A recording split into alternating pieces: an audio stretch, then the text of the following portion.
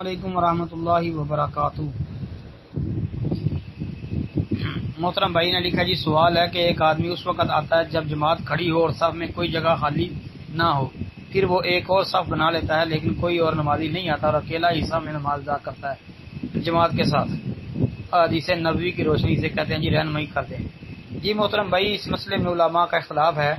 ایسی صورت میں کچھ علماء تو کہتے ہیں کہ اکیلے آدمی کی نماز ہو جاتی ہے، کچھ علماء کہتے ہیں کہ نماز لوٹانی پڑے گی۔ تو بھائی ہمارے علم کے مطابق قرآن و سنت کے مطالعے سے جو ہمیں بات سمجھ آئی ہے وہ یہی ہے کہ اگر صف کے پیچھے اکیلا آدمی نماز پڑھے گا تو وہ اپنی نماز کو دوبارہ پڑھے گا، یعنی نماز لوٹائے گا، کیونکہ وابصہ بن معبد رضی اللہ عنہ والی صحیح واضح حدیث موجود ہے جو اس مسئلے میں صریح نص کی حیثیت رکھتی ہے۔ آپ علیہ السلام نے فرمایا تھا من خلف الصف وحدہ فلیعید الصلاۃ، جو صف کے پیچھے اکیلا نماز پڑھے چاہیے کہ وہ نماز لٹائے۔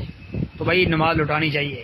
اس مسئلے پر جو ہے پہلے بھی میں نے جو ہے جواب دیا ہوا ہے اس سے تفصیلی، وہ آپ گروپ ایڈمن محترم جابر بھٹی حافظہ اللہ سے رابطہ کر لیں، ان سے جو ہے وہ جواب منگوا لیں صف کے پیچھے اکیلے آدمی کی نماز والا، تو وہ آپ دیکھ لیں، سن لیں، انشاءاللہ فائدہ ہوگا۔